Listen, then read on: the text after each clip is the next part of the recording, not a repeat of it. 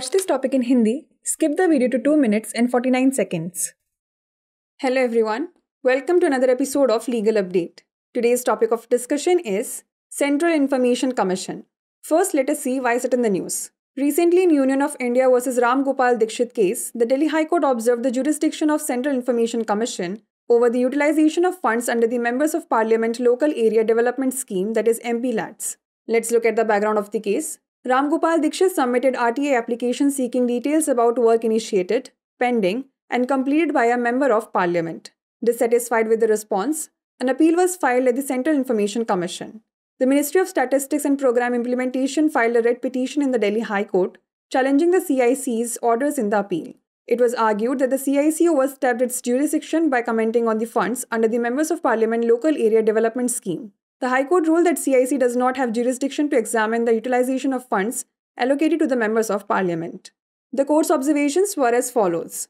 The bench, comprising Justice Subramaniam Prasad, held that the Central Information Commission has no jurisdiction to comment adversely upon the functioning of any public authority. The court noted that under Section 18 of the RTI Act 2005, the CIC can only address issues related to the information requested. Let's know more about Central Information Commission. It is a statutory body established under the Section 12 of Right to Information Act 2005. It serves as the final appellate authority for resolving disputes and complaints related to the right to access public information in India. It ensures transparency and accountability in the functioning of public authorities in government and oversees the implementation of the Right to Information Act by facilitating the disclosure of information to the citizens. It consists of a Chief Information Commissioner and up to 10 Information Commissioners appointed by the President of India. Appointments are based on recommendations from a committee including the Prime Minister, Leader of the Opposition in the Lok Sabha, and a Union Cabinet Minister nominated by the Prime Minister. The President of India administers the oath to the Chief Information Commissioner. Let's now discuss a case law related to it.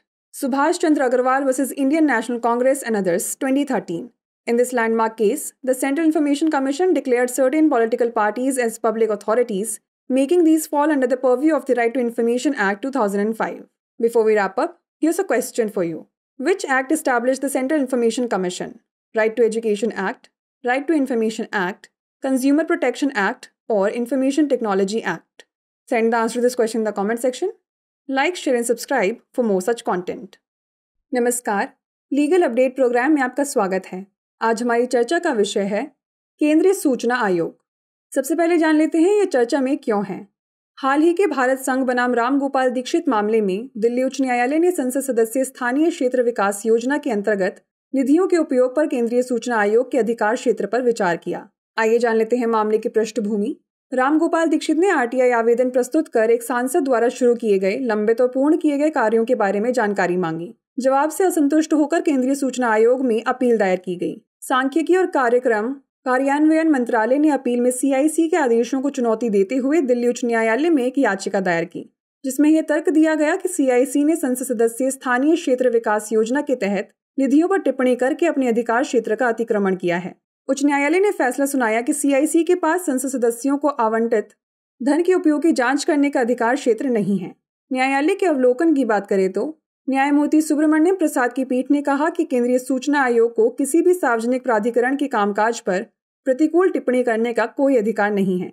न्यायालय ने कहा कि RTI अधिनियम 2005 की धारा 18 के तहत CIC केवल मांगी गई सूचना से संबंधित मुद्दों पर ही विचार कर सकता है। आइए जान लेते हैं केंद्रीय सूचना आयोग के बारे में। यह सूचना का अधिकार अधिनियम 2005 की धारा 12 के तहत स्थापित एक वैधानिक निकाय है। यह भारत में सार्वजनिक सूचना तक पहुंच के अधिकार से संबंधित विवादों और शिकायतों को हल करने के लिए अंतिम अपीलीय प्राधिकरण के रूप में कार्य करता है। यह सरकार में सार्वजनिक प्राधिकरणों के कामकाज में पारदर्शिता और जवाबदेही सुनिश्चित करता है तथा नागरिकों को सूचना के प्रकटीकरण की सुविधा प्रदान करके सूचना के अधिकार अधिनियम के कार्यान्वयन की देखरेख करता है। इसमें एक मुख्य सूचना आयुक्त और अधिकतम 10 सूचना आयुक्त होते हैं, जिन्हें भारत के राष्ट्रपति द्वारा नियुक्त किया जाता है। इनकी नियुक्तियां प्रधानमंत्री, लोकसभा में विपक्ष के नेता तथा प्रधानमंत्री द्वारा नामित एक केंद्रीय कैबिनेट मंत्री सहित एक समिति की सिफारिशों पर आधारित होती है। भारत के राष्ट्रपति मुख्य सूचना आयुक्त को शपथ दिलाते हैं। चलिए जान लेते हैं इससे जुड़े एक निर्णय विधि के बारे में। सुभाष चंद्र अग्रवाल बनाम भारतीय राष्ट्रीय कांग्रेस एवं अन्य।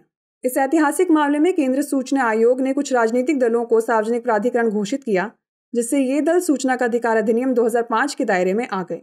आइए अब नोट कर लेते हैं अभ्यास प्रश्न। किस अधिनियम द्वारा केंद्रीय सूचना आयोग की स्थापना की गई है? शिक्षा का अधिकार अधिनियम, सूचना का अधिकार अधिनियम, उपभोक्ता संरक्षण अधिनियम या सूचना प्रौद्योगिकी अधिनियम? इसका उत्तर हमें कमेंट सेक्शन में ज़रूर भेजिएगा। ऐसी और वीडियोस देखने के लिए लाइक, शेयर और सब्सक्राइब करना ना भूलें। धन्यवाद।